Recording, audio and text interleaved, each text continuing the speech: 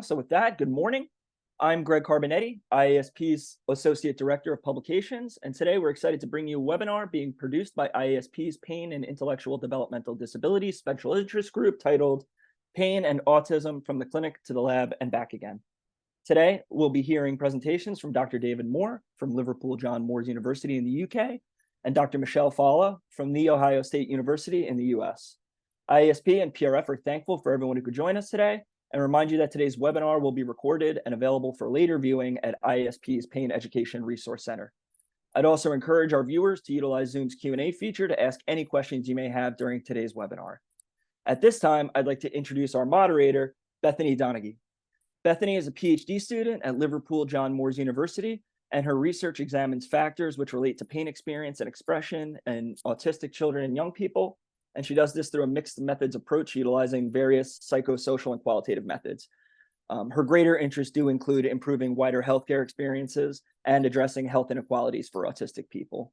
With that, I'd like to pass today's proceedings over to Bethany and look forward to hearing from our presenters, David and Michelle. Thanks, Bethany. Really appreciate it. Thank you, Greg, and hi, everyone.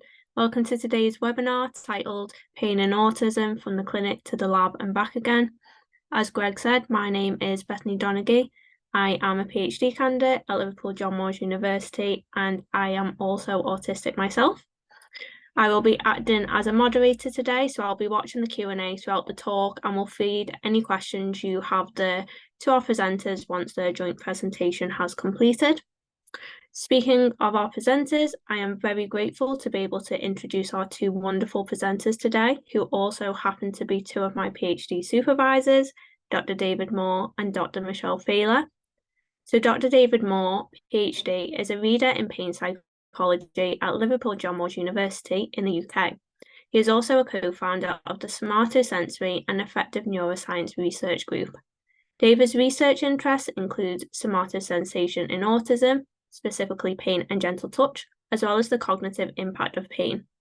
His recent work seeks to examine the pain experiences and expressions of autistic people and examine how to better provide pain education and management for autistic patients. He is interested in the experiences of pain in neurodivergent people and potential links with hypermobility. He is also a pain advisor to the SEDS Connective charity. David's been a member of IAS for over 10 years and is a member of the Pain and Intellectual and Developmental Disabilities Special Interest Group. Dr. Michelle Falla, PhD, is an assistant professor in the College of Nursing and an affiliate faculty of the Nisonga Center at The Ohio State University in the USA. Her research focuses on understanding pain in populations who may communicate differently or may have different sensory experiences. She is particularly interested in how the pain experience may be different for autistic people across the lifespan. She uses a variety of techniques such as psychophysics, neuroimaging, behavioral testing, and qualitative approaches to investigate the pain experience.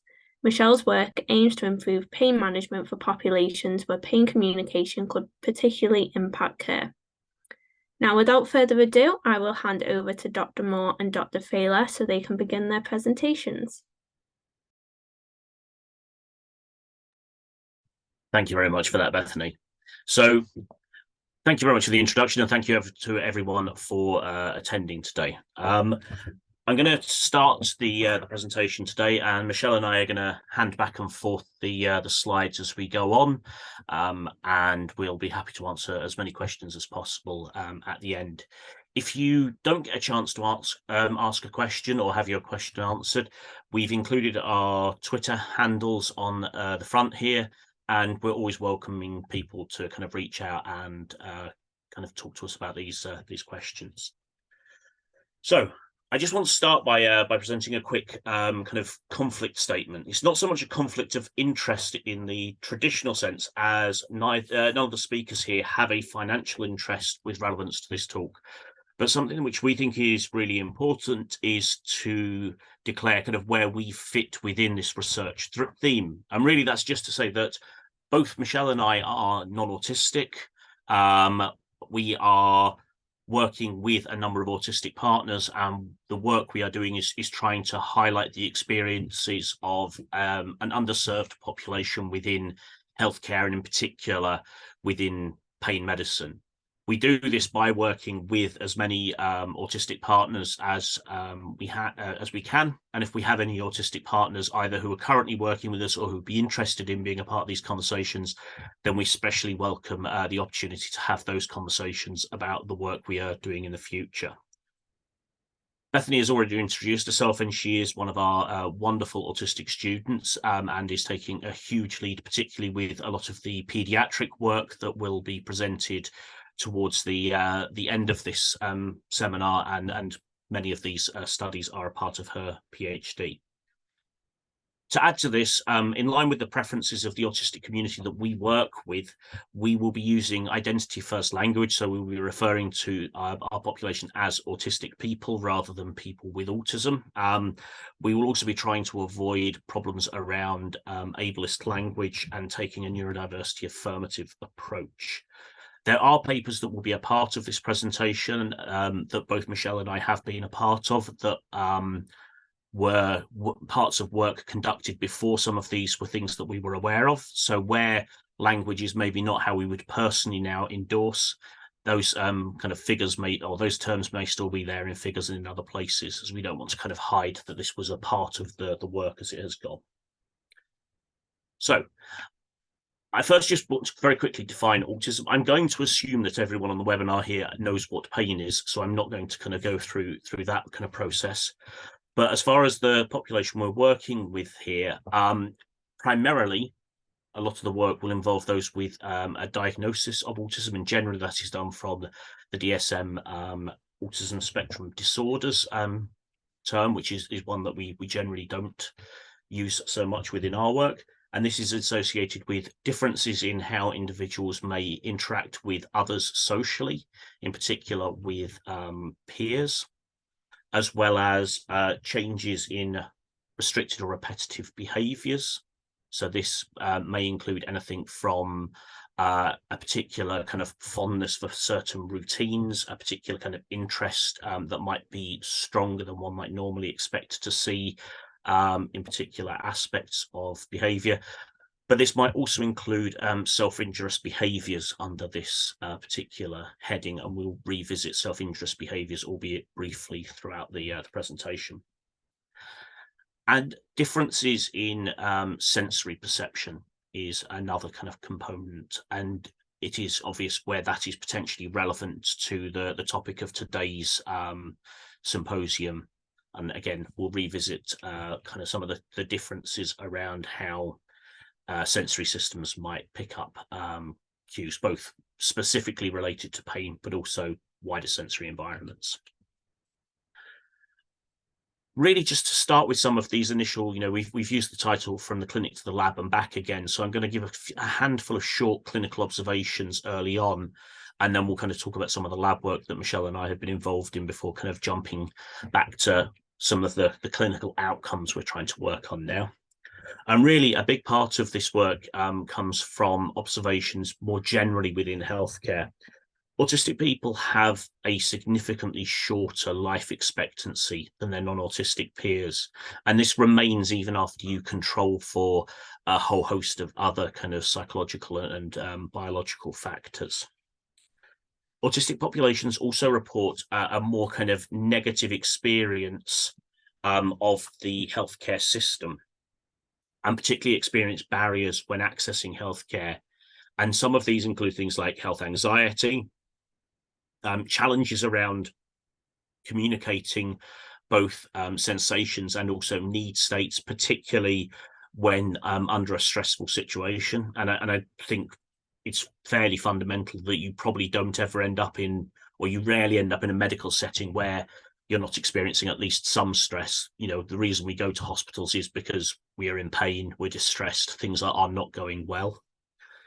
And a general kind of lack of autism awareness in staff, and often a misawareness within healthcare providers around autistic kind of needs. Because of that, or in addition to that, autistic populations, because of a number of co-occurring conditions, are also at greater risk of having contact with health services. So they're more likely to be in need of these services, even though the experiences once there are often more negative. and a number of kind of co-occurring mental and health and physical health conditions are also present. When we think about communicating pain, and some of this really comes from the updated definition that IASP has been using for pain for the last few years, is the idea that a person's report of the experience of pain should be respected, no matter how that is communicated. So the inability to use or the tendency not to use a verbal communication of pain does not preclude the presence of pain. So within some of the work that's been conducted here by Nicolaides and colleagues, there were challenges around, when they ask about pain is shooting, stabbing, burning, it's like, I don't know, it feels funny. The problem is it's difficult to isolate specific sources of pain, identify duration and intensity. So a lot of the tools that we generally use to measure pain rely on a set of shared kind of metaphorical language issues, which might be a challenge, and also rely on magnitude estimation tools, which may or may not be particularly well used by autistic populations, or certainly some members of said population. So when we kind of start looking right back to some of the earliest observations, my kind of introduction to this field was publishing this review back in 2015, and really kind of came to the ideas of a history of cases with kind of an altered pain response within autistic populations. A lot of kind of assumptions that were made by people that there would be a reduced pain within an autistic population because approximately half of autistic people have been shown to engage in at least some form of self-interest behaviors. And the logic seems to go that if you're engaging in a self-interest behavior, then you must not be feeling the pain from that behavior. I think probably a more kind of critical thought around those behaviors quite quickly starts to fall apart.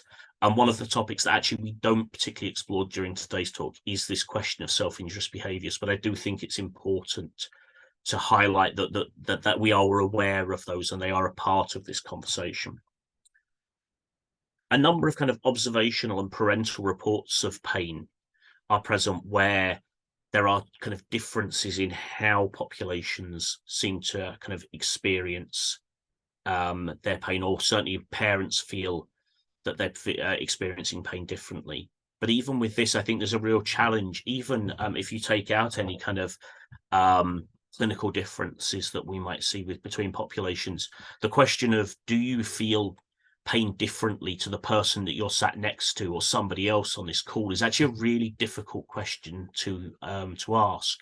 I've been doing pain psychophysics for about 20 years, and I still don't really feel all that confident in suggesting whether Michelle or I have a higher pain kind of tolerance or threshold than each other. So I think asking people who don't, have that, do you think your pain is different than your peers, is a really challenging question. We see kind of an increase in the number of chronic pain conditions, and we'll revisit this idea that autistic people are overrepresented within pain services as we go through. And again, a topic that we won't really talk about today, but that should be kind of highlighted, is that there are kind of mouse models of autism that show peripheral and central changes in noxious signaling and behavior around pain.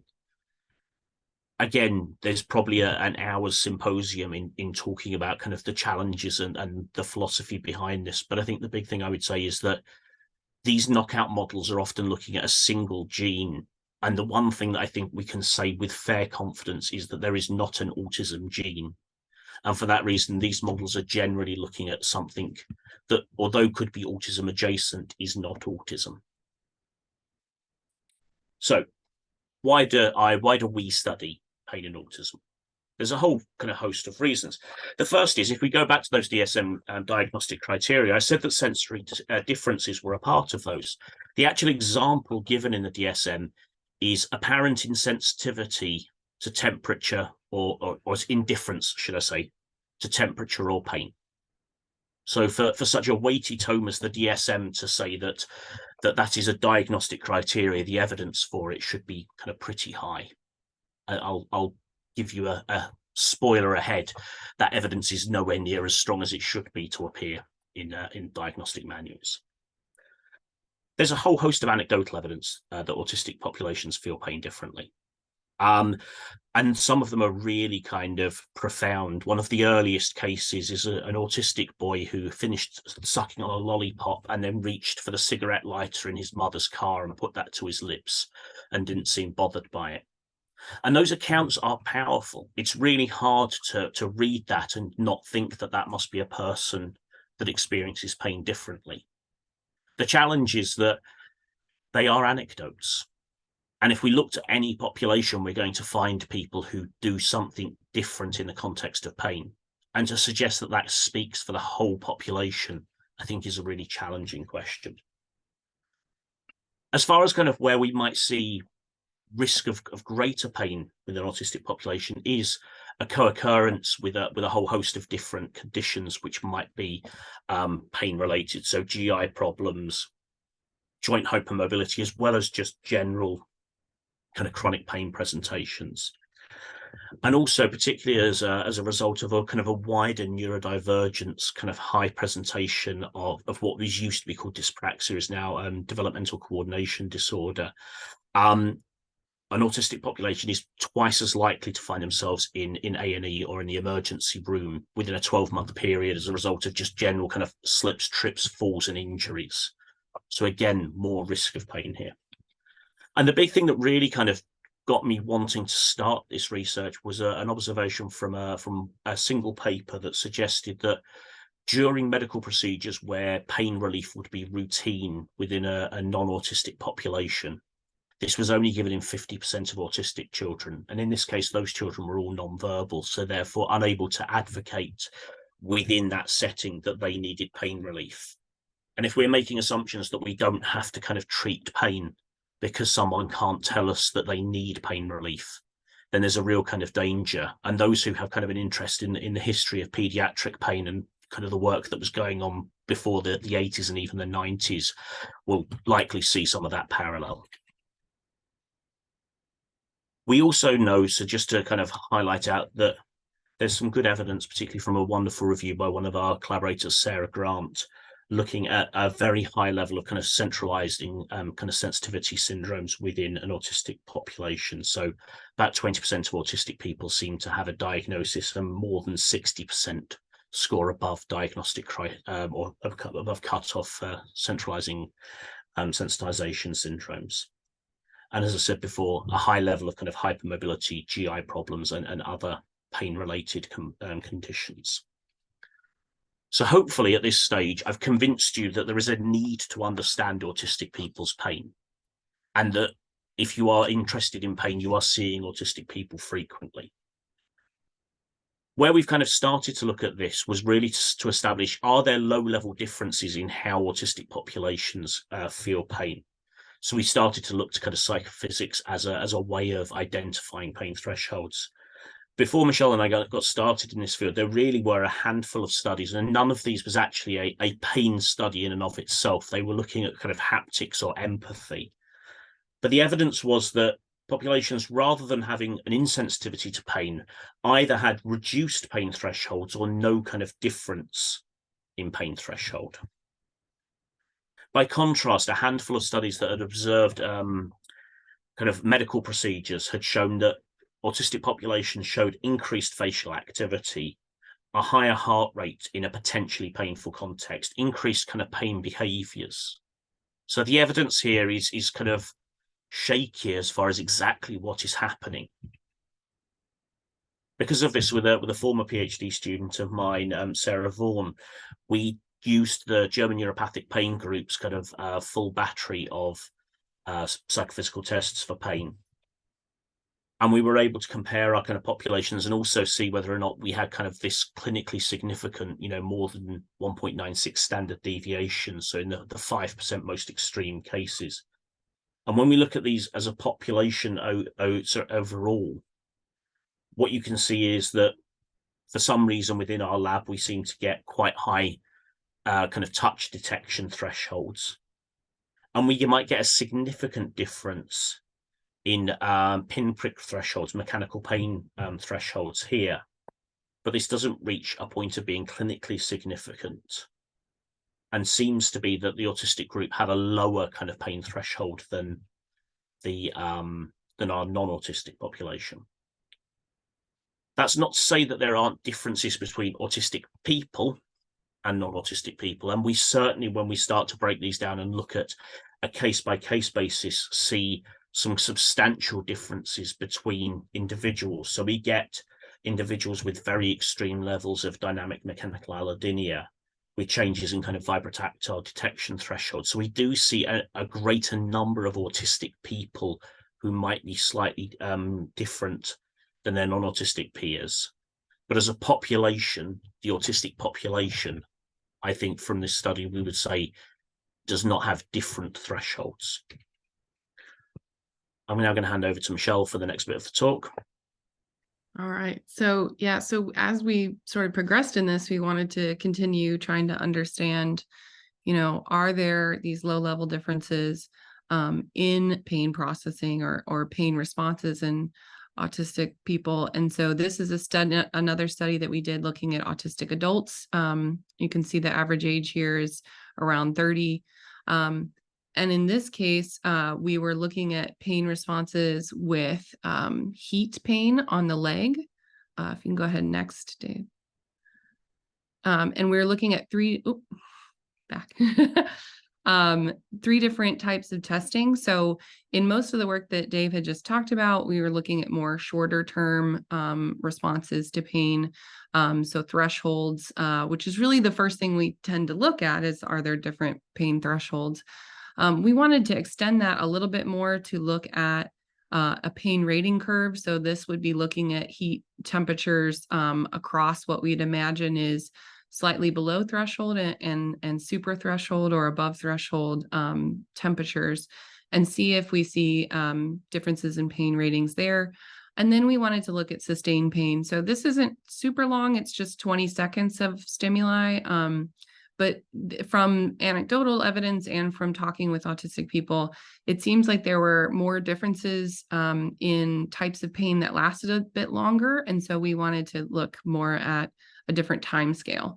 So we can go to the next slide. So with thresholds, of course, similar to what we saw in the first study, we didn't really see any differences in threshold where the temperature is heating up. We ask people to press a button as soon as things become painful to them, and we're not seeing any real differences in threshold. But you can see in the autism group in red that there's still a lot of variability in those thresholds, similar to the first work that we presented. So next, we wanted to look at this pain rating curve. So here we're looking at a number of different temperatures from 40 to 48 degrees Celsius. We're asking people to rate how painful they find each temperature. Each temperature is presented for 5 seconds, and it's pseudo-randomized for multiple trials per temperature. And then we're asking people to rate how painful it is on a laptop, which was an important difference from a lot of studies that had been done previously where it was a verbal rating. And from talking with our autistic partners, they really wanted to rate pain on a laptop. So we had a visual analog scale on a laptop that they could rate each trial. And in this case, you can see in red there, that's the autistic group.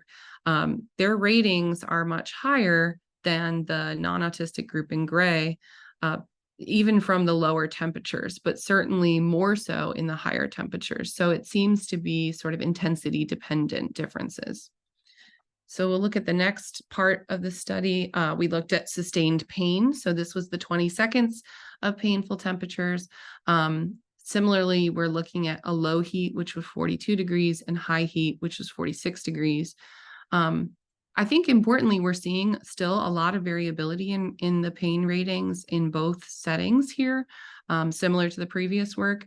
But in the high heat, where it's super threshold work and we're having this pain stimulus for 20 seconds, we are seeing higher ratings of pain in the autistic group. But it's a little bit more mixed. So if we look at the next part of this study, So really, I want to kind of quickly summarize what we've learned from psychophysics and from this more evoked pain in the lab. From the two studies that we've described, we are not the only ones doing this. And I think consistently we're starting to see more evidence of differences in more of these temporally longer painful stimuli, more evidence that suggests hypersensitivity rather than indifference. And so what this really says to us is we need to start investigating more, go back to talking with our participants, go back to the clinic and try to understand why we're seeing these more nuanced effects. So really we're just seeing more sensitivity, but it's more nuanced than that. So if you go to the next, our next question then was, what's going on in the brain during these type of stimuli? Because if we're seeing this more nuanced effect, maybe if we can look at how the brain is responding, we can get some more interest in how or understanding of what might be going on. So in this case, we're going to apply heat to the leg again in the scanner. This study was 15 autistic adults and 16 non-autistic adults. Again, average age range of around 30, which is just sort of our typical age range usually for our adult studies. Here, we also saw similar evidence, again, that the heat pain threshold was not different. So no difference in threshold again, but as you'll see, there are some differences in the brain response. So on the next slide, and yeah, I wanted to also mention that this was primarily a male sample here. So we're applying heat to the leg. This is 49 degrees Celsius. So this is going to be pretty painful for most people. We're applying this multiple times in the scanner. Importantly, I want to point out that we were asking them to give us a verbal numerical pain rating at the end of 6 trials in each run in the scanner. So we're not getting a trial by trial pain rating here. And again, it's more the numerical and verbal rating. So there's some differences to how we were asking about pain, which I think, as you've seen throughout this talk, that's probably an important factor in these studies. Dave, if you'll click on the next, but importantly, on that pain rating, we saw no differences in how our two groups were rating this pain, which is interesting. And we'll talk about, from the previous data, we did see differences in this sort of more super threshold, but we are asking it in a very different way in this study. So to investigate how the brain is responding to the painful stimuli, normally in fMRI, looking at the blood oxygenation levels, bold signal, you'll see that as a continued stimulus, so in this case, 20 seconds of pain, as that stimulus comes on, you'll see a brain response in different regions that is then stable across the time that you're feeling that stimulus. And then when the stimulus is gone, you'll see the brain response to go down. That would be our sort of expected response. In pain, we tend to see a little bit more nuanced response that this increases, you see an early peak, but then a slight decrease, and then a second peak at the offset of the stimulus. What that can tell us is that we then imagine there's probably 3 phases. So if you'll move to the next slide, there's these 3 phases. Pardon us, poor Dave's got to move our slides here. So go ahead and click again there. So that's fine. Either one is fine. The early phase we think is more related to acute pain and intensity assessment of the painful stimulus, whereas like the late phase we think is more related to affective and cognitive appraisal and evaluation of the painful stimulus. So we'll look at the brain data on the next slide in those 3 phases. So if you click on the next, we'll see the response in the typical or in the non-autistic group. We see that, in these more both somatosensory and affective processing regions, we're seeing early responses that we see all the way through the immediate and late phases. And that's the response we would expect. But in the autistic group, if you go ahead and advance, we see that we do see that response early on, but then it's really significantly diminished by even within 8 seconds of they're still feeling that stimulus, but the brain response is dramatically decreased. So even though they're still feeling that stimulus, they're still, experiencing pain, they're still telling us that they're experiencing pain. We are seeing a much dramatic decrease in the brain response to that pain. What that means for, you can go to the next one. What that means for the processing of pain, we're not really sure yet, but we do have evidence and are looking at what's the differences in affective processing, this particular, how do people sort of respond and evaluate their emotional responses to pain. We looked at 3 different aspects of affective processing of pain. We looked at situational pain catastrophizing, which is specifically associated with pain stimuli that we were giving in the lab. So those 20 seconds of heat pain, we asked them questions about, were you worried it would never end? Did you worry that it would just get hotter and hotter, for example?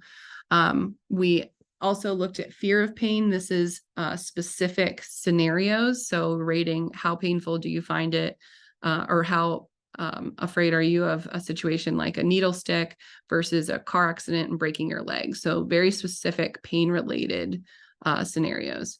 And then pain anxiety symptoms, we looked at a range of anxiety symptoms from more cognitive effects. I can't pay attention to anything else when I'm in pain, to more, other things like, if I'm in pain, I just go lay down. So looking at a number of different pain anxiety symptoms. So in the first case, if you go to the next slide, in the situational pain catastrophizing, we see that there's really no differences in the situational pain catastrophizing. So right after that stimuli, there's really no differences in the autistic and non-autistic group. In fear of pain, we see much higher fear of pain to specific painful scenarios in the autistic group. They're in red. And in the pain anxiety symptoms overall, we see that there is much higher pain anxiety symptoms in the autistic group compared to the non-autistic group.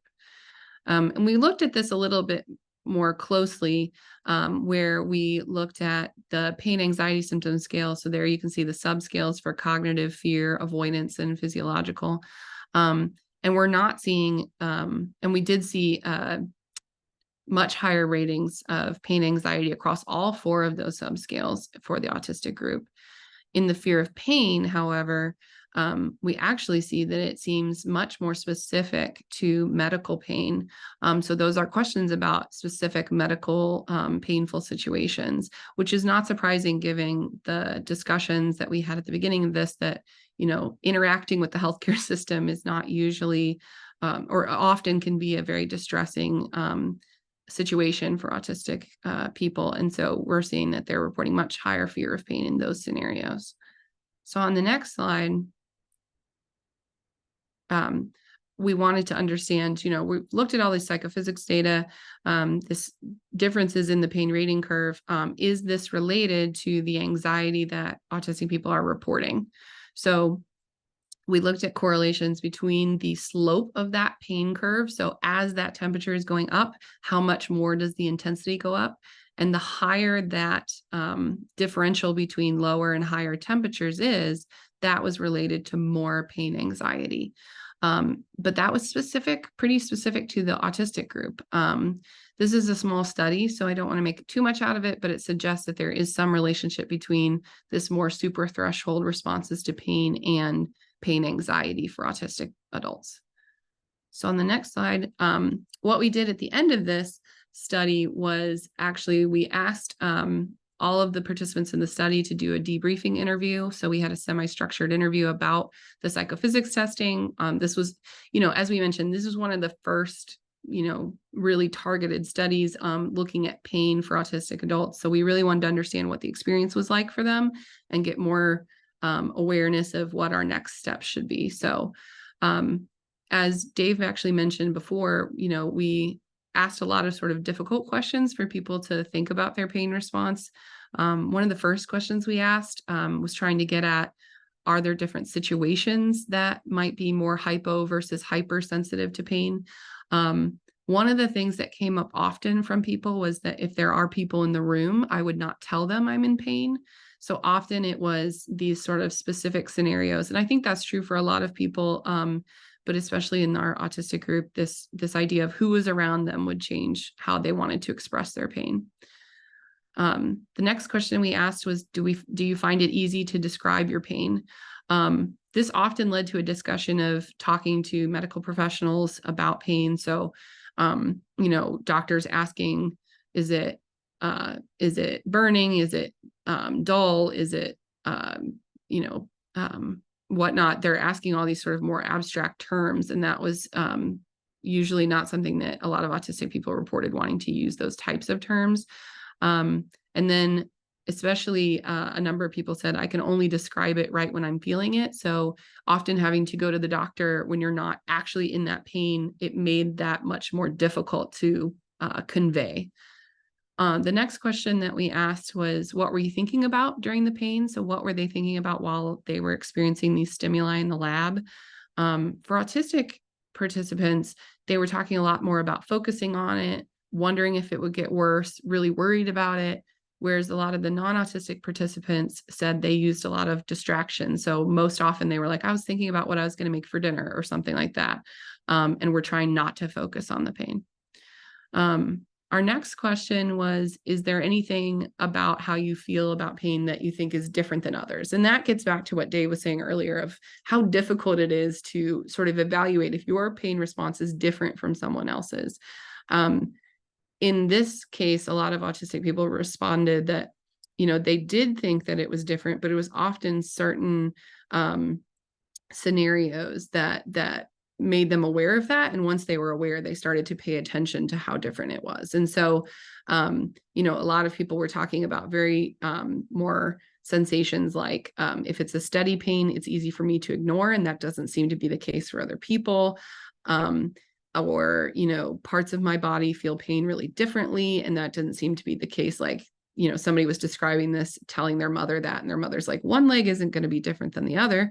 And sort of like this realization that maybe it was different than what other people would expect. And this one, the next question was, what would be helpful when someone asks about your pain? This was, our attempt to understand, how could we move forward? So consistently, people were wanting a better rating system. A lot of people mentioned that they didn't like particular scales, like the FACES scale, or that giving their pain a number was a very difficult task. So the scale that we used in the current study was the visual analog scale with no pain to worst pain. And we also were curious about asking people, what was the worst pain on this? What were you thinking about as worst pain? Nearly all of the autistic adults that we interviewed described a specific instance they had felt previously in their life as the worst pain. So they were really using that intensity judgment of something that they had, what the most intense pain they had felt. Whereas a lot of non-autistic adults were often using really describe or imagine scenarios that they have clearly never felt, but they were imagining that would be the worst pain possible. While some did use very specific instances if they had had really, really traumatic experiences often. But this gives us, the fact that a lot of these experimental studies have given us information about, if you go ahead to the next part, there's really inconsistent evidence of this primary or low level pain differences like thresholds for autistic people, but that if anything, we are seeing more sensitivity, increased pain sensitivity for autistic people, often in those more longer temporal timescales, or in the suprathreshold stimuli. We're seeing these differences in neural responses to pain, and we're seeing increased pain-related anxiety and fear of pain for autistic adults. So, while I'm glad that we can do all this work in the lab, this to me is what we've learned in the lab, and it's time for us to move back into the clinic to understand more about what this pain experience is like for autistic adults. Thanks very much, Michelle. Yeah, so I'm going to take back over for a moment here. And really, this was where, we think we'd learned some really valuable lessons, not just about the psychophysics and about the kind of the response to kind of a present experimental pain model, but also some of the challenges that some of our participants were experiencing around some of these questions. And these have really helped to move us in a number of different directions. And the next bit I'm going to do is present a wonderful study that's a part of Bethany's PhD that I hope will be kind of being published relatively soon and available for all to read. But this also moved us from a shift from focusing on autistic adults' pain into looking at pain through a developmental window. So the studies that Bethany's been involved in, or Bethany's been running, have been with autistic adolescents. And really, the core things that we tried to move to here were looking at things like grounding the pain that we were asking within a specific scenario, rather than asking questions about when you feel pain, how do you kind of react to it. So we asked all of our participants to kind of give us a piece of information about a time that they were in pain at some stage, and that could be anything from a headache to a bellyache, through to falling over in the playground, to surgery. But they were all kind of pains that were kind of a general sense of pain that we could ask people about. We asked them about how they describe that pain, how easy they find it, and some of these questions around kind of the location of that pain, but a lot of questions around things like what behaviors do they engage in, and how do they kind of feel and think and evaluate. So really moving much more away from the ouch of pain and into the more kind of holistic experience of what we might think of as being pain. We've also started to push much more firmly into asking questions about kind of healthcare providers and kind of pain advocacy, both around how able our autistic young people feel to advocate for their own pain, but also looking at the role that the kind of parents and guardians as gatekeepers to all young people's kind of healthcare experiences might be a part of that experience. Bethany found some really kind of fascinating things, many of which probably won't jump out as being all that surprising. So things like developing a trusting relationship is key. I don't think I'm going to be saying anything that those who work clinically or those who have a research interest are surprised here. But I think these are really important factors because it actually goes beyond what we might think of within a very kind of static trust point of view. I would imagine most people would think that a healthcare provider, a GP, a hospital worker is an inherently trusted person. It is a position where, you have that role in supporting someone's pain. I think that the challenge that we saw for this around trust is that a lot of the young people talked about the fact that they have to build that individual trusting relationship. And the context that was often given was that when at school, the child might have a teacher or a special education needs kind of coordinator or advisor who they would talk about if they were feeling unwell or if they were feeling pain. But other than that, they would rather wait until they got home to tell their mum about it than risk telling someone who they didn't feel that they could trust with that information. So there's a real kind of sense that to be able to elicit that kind of healthcare seeking behavior, building that trusting relationship ahead of time is really key to getting at that person's experience. Again, we revisited some of the ideas that Michelle's talked about, that the use of very kind of technical and medical language is a challenge.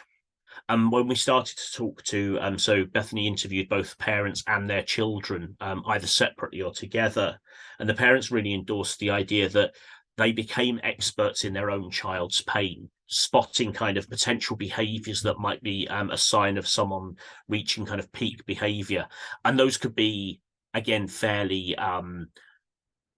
ordinary pain behaviors that we might expect to see in any population, but they could also be kind of going to very safe places, going to very safe cues for that person that might be something that a parent might specifically be able to identify that might not be accessible to others.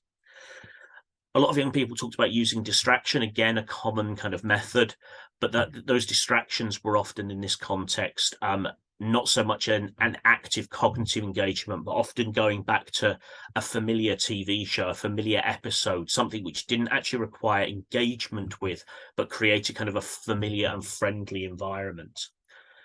And the ideas that we got as well was that this, the autistic population talk about this challenge of masking, of trying to kind of appear normal within a non-autistic world. And one of the real challenges that a lot of our young people talked about was that being able to kind of hold that mask on when they were in kind of school, for example, and were in pain, that holding that mask is a humongous kind of cognitive challenge, and that mask kind of drops. And that sometimes looks like things like not maintaining eye contact, or not kind of sitting upright in a chair, engaging with a teacher, which gets them into trouble at school, but is actually a sign that they might still be trying to listen to what's happening in the class, but may have their eyes closed, or may have their head on their desk. And overall, both the parents and the young people said that the social context of a medical situation, of seeing a GP or going into hospital, is quite a socially demanding situation. And for that reason, they would often rehearse what the young person wanted to say ahead of going into the medical situation, so that the parent could advocate for them. So I think the parents are a really kind of core conduit through which pain may be communicated for a lot of young people. And this isn't just for those who might not use kind of typical processes of verbal communication. This might include those who are fully verbal themselves, but might find the anxiety and stress of that context really challenging. I'm going to quickly throw back to Michelle for just one moment to talk about some work with healthcare providers. Yeah, so similar to this, we were asking questions about to nurses local to Ohio here, near Ohio State University. And this is part of a larger study for us to understand how nurses learn about autistic people and care for autistic people, what their training is, how they interact with resources, how they interact with their family or caregivers. And so we asked questions about, how do you assess pain and things like that for your autistic patients. We asked just broadly what they knew about pain in autistic people. Most were surprised, often some of these nurses were surprised by the idea that pain might be different for autistic patients. Others sort of quickly realized that would make sense given what they understood about sensory differences for autistic patients. But most, when we asked the question next about how to assess pain in autistic patients, this was really met with a very, a lot of these nurses were sort of just saying that we would assess pain in a very similar way, and suggesting that their work with any patient that they're working with is to assess pain in a way that works for the patient. And so they were trying to use different scales, often moving to nonverbal scales, because as Dave mentioned, even in these high stress situations, often even folks who do have verbal communication in other settings might not, or might have diminished capabilities or desires to communicate even in more verbal ways in these more high stress situations. And echoing what Dave mentioned in this previous study with Bethany's work was that these nurses are often turning very quickly to family members or caregivers for information on how to assess pain, or for cues, or the cues that they should be looking for that pain is happening, that might be different from what they would expect in other patients. But really consistently, nurses said that they really want more training on the best ways to assess pain and work with autistic patients. So we'll go back to Dave, I think, after this. Yeah. Thank you. So I'm just going to talk very quickly about a couple of studies that we've been working on recently with colleagues at the Bath Centre for Pain Services and the Bath Centre for Pain Research down in the southwest of England, which have started to explore questions around the experience of chronic pain within autistic populations. There are a number of studies lately that have started to explore the number of autistic individuals who are going through chronic pain services, and the reality is that a very large number of chronic pain, certainly pediatric chronic pain patients, appear to be either autistic or would meet kind of clinical criteria for an autism diagnosis. Within the work, we started by just surveying what had happened to the most recent 112 patients who had undergone the Bath kind of multidisciplinary chronic pain program. And this is a very intensive 3-week residential program with young people and families. It involves both pharmacological review, psychological management, occupational therapy, kind of family support. So it's a very, very kind of involved process, generally accessed by those for whom their pain has resisted all kind of earlier phases of treatment. Initially, one of the things that we were interested in looking at here is we measured potential autistic traits, because this population are disproportionately late to receive diagnoses. And what we found was that we also took measures of kind of a range of kind of psychological and physical kind of pain functioning measures that would be very typically used within these populations. Probably the big thing, and as I say, very high levels of chronic pain within, autism within chronic pain services. So where our population prevalence might be somewhere in the region of 2 to 3% of the general population, and where even if we kind of take the trends that are happening at the moment, where we might be looking at 4 or 5% of the population, we're looking at within the Bath service potentially as much of a quarter of young people meeting criteria. With other services where we've had conversations with, and often these are based on small data, we're seeing anything from maybe 15% up to a third, so 33% of young people being autistic. So a very, very high number or very, very high prevalence of autism within chronic pain services. Related to some of what Michelle talked about with the individual differences around anxiety, we also see that the chronic pain is very highly related to some of these same kind of factors. So potentially unsurprisingly, those with high levels of autistic traits also reported more social difficulties, and that would be kind of consistent with diagnostic criteria. But we also get very high levels of depression and anxiety, very high levels of pain anxiety in general, and lower kind of psychological quality of life. And this is in spite of the fact that the more physical aspects of quality life and disability are no different to those who are low autistic trait. Importantly, the service was successful in reducing pretty much all aspects of psychological kind of health within chronic pain, pediatric chronic pain patients. And we looked to see whether or not there was a relationship between the magnitude of improvement and autistic traits. Importantly here, it seems that those with higher levels of autistic traits benefited from the program as much as those with lower levels. So that's a really important outcome. We also conducted a number of interviews with those who had an autism diagnosis and had completed the program, and found that they talked about a number of kind of challenges that both pain and non-pain related kind of sensory stimulation might lead to them kind of shutting down and finding it harder to kind of engage both with a number of activities, including the pain management program. That the individuals felt that they really needed to, or really valued being in control of their own kind of journey. So often the desire for routines was actually a really valuable thing here, where engaging with physiotherapy or engaging with kind of medication that was prescribed was a part of their routine to trying to make themselves feel better. So there are aspects, whereas for a lot of adolescents, trying to follow a routine that exists at all is very challenging, and certainly my routines as an adolescent were not very good. But for a lot of the autistic people, that was a big part of their kind of improvements. Our children kind of talked about the fact that, they struggled with interoceptive awareness, being able to detect and particularly predict that pain was kind of coming on and was going to become problematic, and a challenging kind of labeling somatic sensations as pain. There was often a sense that something was happening, but a difficulty in ascribing pain as a label to it.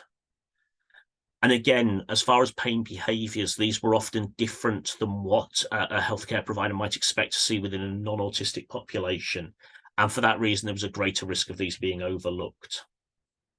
We found that kind of some of the treatment pathways were a real challenge. So they were kind of prescribed analgesia quickly, even when it hasn't worked, and that was particularly where talking with these young people was a challenge, was something that was gone to very quickly.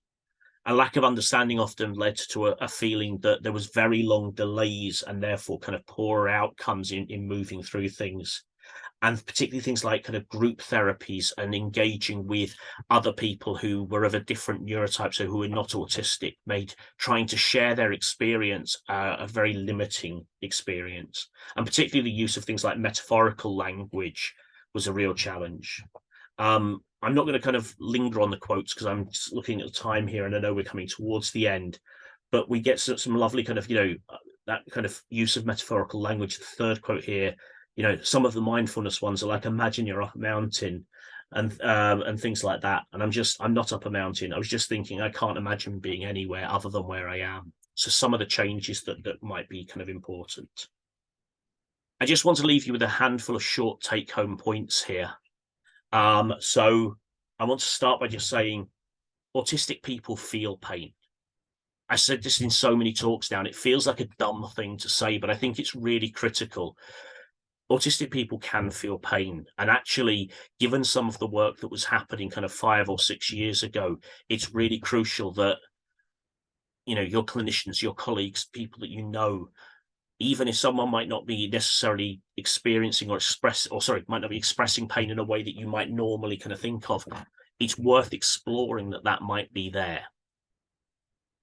I think a really big important thing for kind of clinicians who are in this talk, if you're treating people in pain, you are treating autistic people in pain. And we're not very good at necessarily asking that question. So I think that's my other big take home from this. The prevalence of pain within autistic populations is so high that you are treating people. And even sometimes they may not know that. That diagnosis might not be there yet, particularly as we're starting to catch up diagnosing adults who are autistic. Affective state, unsurprisingly, as it is with all populations, is an important factor for pain experience, but it may be especially important here, and trying to kind of demystify and reduce anxiety and work on that and acknowledge and be open about the fact that that's something that a person might be experiencing is really important. And I think critically as well, some of the very early kind of conversations I had with clinicians was that our service really isn't very well suited to autistic people, so we kind of send them off somewhere else.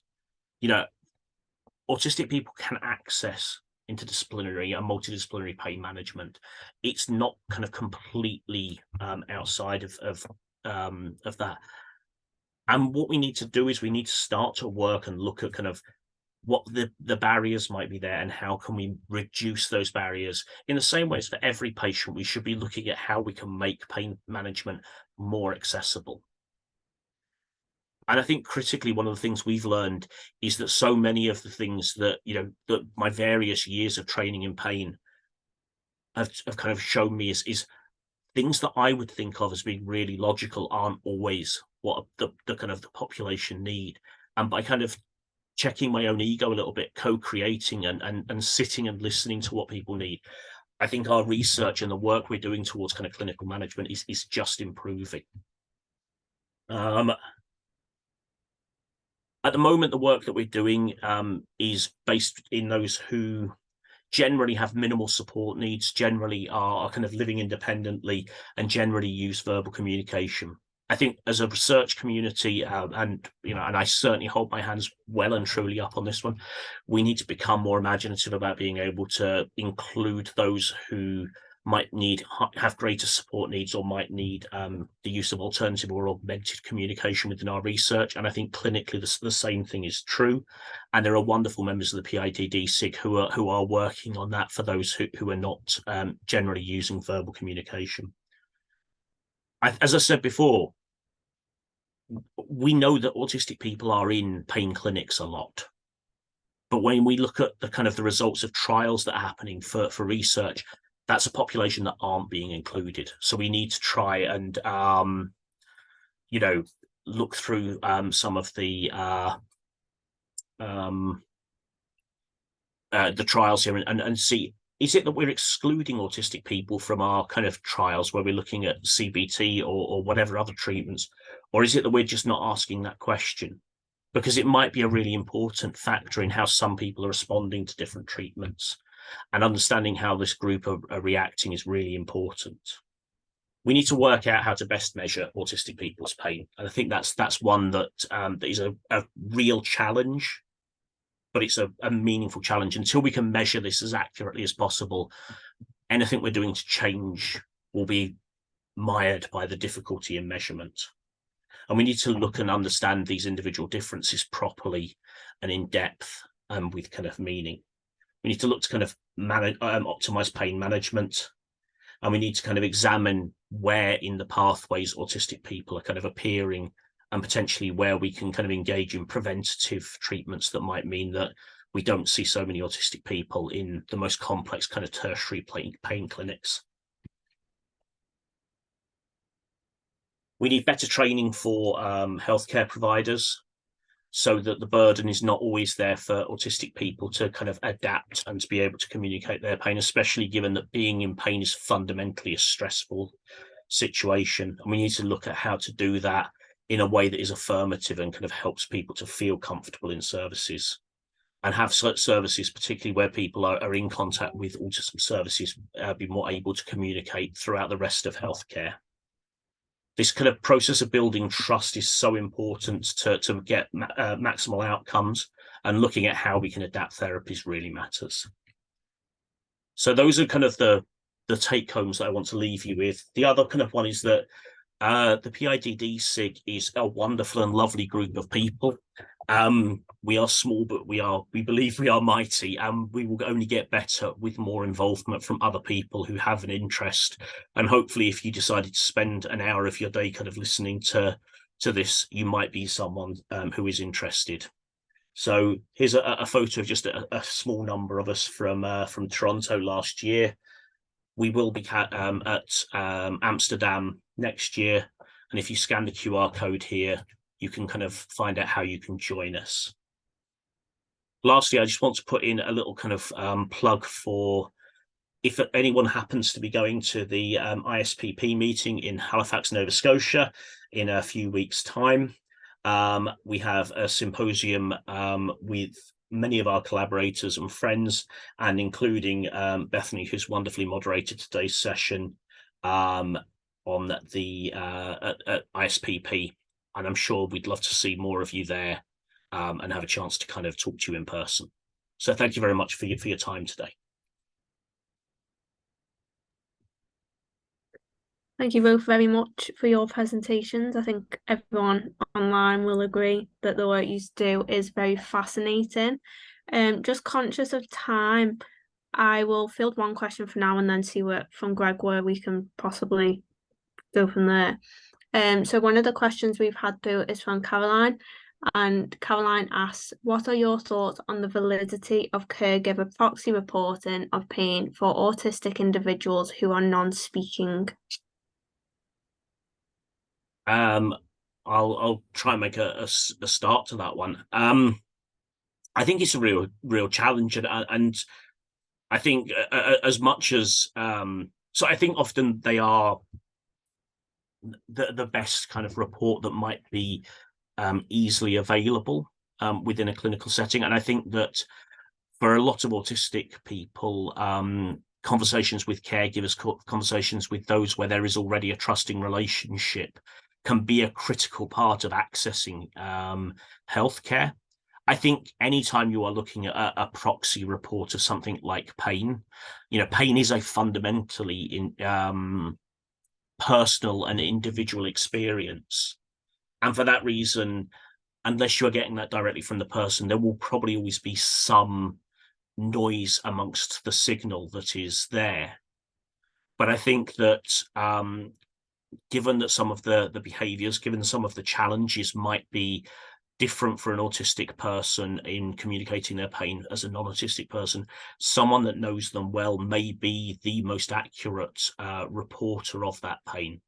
I think as work that we do goes forward, and as we get better at hopefully using things like augmented and alternative methods of communication, hopefully we'll be able to kind of get additional information from the person concerned.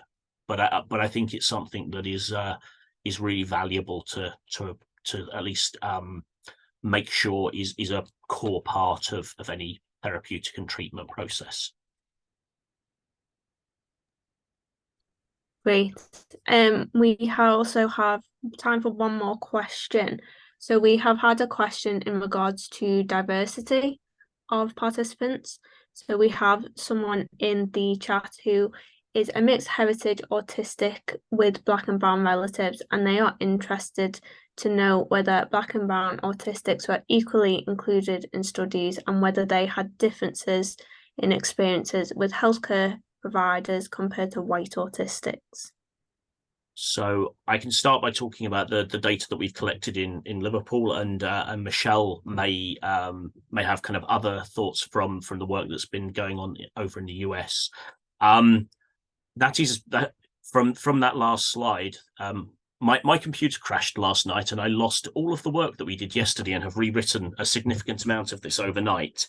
And one of the things that was on that earlier version is that certainly the data that we have collected in the UK so far has been, as we acknowledged, largely from those who communicate verbally, but it has been exclusively, if not nearly exclusively, if not exclusively, unless there's anything in your studies, Bethany, from white autistic populations. So I can't comment from the work that we have collected. What we are trying to do at the moment, as a part of increasing the diversity of the populations that we include and that we can talk about, is to actively try and find more and better ways of working with those who have differing gender identities, differing kind of racial and cultural backgrounds. And it's something that we think is absolutely critical for the future of this work. I really hope that the next time you hear me speak about this subject, I can give you a much more enthusiastic and a much more positive answer to that. But at the moment, unfortunately, those kind of intersections with factors around race is something that we don't know from my data. I don't know if you have anything from yours, Michelle. So the two studies that the neuroimaging study was much less diverse and much more was more male than female. The other study with the super threshold psychophysics that we reported was actually a much more diverse sample. So we did have people of color and other races represented within that study. And that was where we had the interviews as well. And so we are actually trying to look at the interviews to see if there are differences by race, particularly around the questions we asked about, like how providers ask about pain and things like that, because, you know, there's a wealth of data now, I think, looking at bias and questions about bias and pain in by race and gender. And so in some work that we are working on, but we are not ready to discuss and are working to publish, we are trying to evaluate interactions between bias around neurodivergence, bias around race, bias around gender, and put all of those things together and how they might impact conversations about pain and pain communication in healthcare settings. So we are actively working to do this. And we are nowhere near where we need to be, but we are actively working to try to answer those questions. Thank you very much for your answers there, and thank you for everyone who's popped some questions in the Q&A. I am going to hand back over to Greg now to wrap up. Thank you so much, Bethany.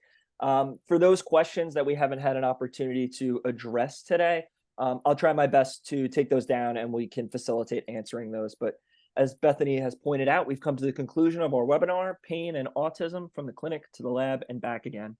I want to thank once again Dr. Moore and Dr. Fela for presenting today, as well as Bethany, who did a tremendous job moderating. As a reminder, the recording of today's webinar will soon be available on IASP's Pain Education Resource Center, and we encourage all of our members to explore the other offerings available there. We'll be back here on Monday, October 9th at 5 a.m. Eastern US time for our next webinar, being produced by IASP's Social Aspects of Pain Special Interest Group, which is titled Pain, Stigma, Discrimination, and Injustice. Thanks everybody for your participation today. Take care and all the best.